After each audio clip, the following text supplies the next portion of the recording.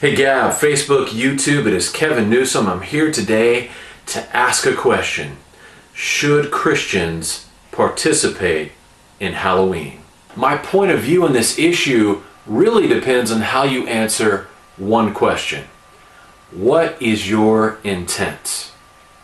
If your intent is to go to a party dressed as a superhero, or take your kids trick-or-treating, or go trick-or-treating yourself, hopefully if you're still fairly young, I don't see that as any particular offense against biblical tenets. I don't see that as any kind of violation. That's really an intent to just have fun. Now it begins to get a little sticky when you get into the other facets of Halloween. Are you planning on trying to communicate with the dead? Are you thinking of holding a seance? Are you going to use a Ouija board? If you answered yes to any of those questions, then the issue gets a lot more difficult.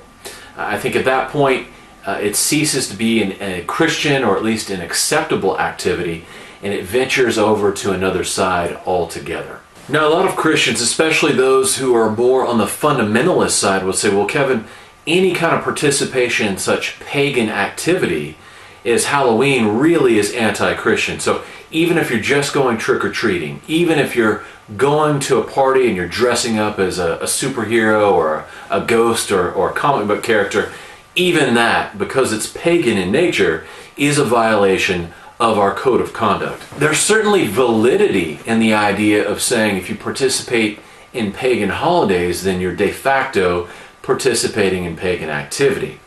I would, however, ask the person who is stating this, do you participate in Christmas, which is essentially Yule and the winter solstice celebration? Do you participate in Easter, which is an ancient pagan fertility goddess? Do you say the words Tuesday through Friday, which are named after Norse gods and goddesses?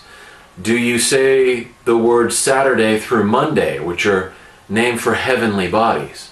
And so if you are participating in holidays like Christmas and Easter, or even saying our days of the week in the modern English language, then you're being a little bit inconsistent when you say you're not going to participate in pagan activity. Obviously some people just don't like the holiday in general because it's on the dark side.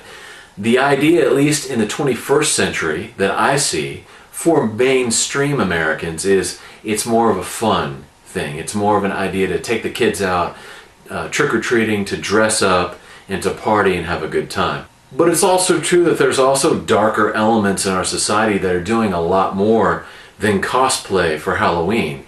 There's certainly elements in our society that are engaging in pedophilia, that are engaging in snuff films, that are killing people and torturing people and doing all manner of wickedness. And so I don't disclaim, or I don't seek to lessen people who object to Halloween because it's on the dark side of our holidays.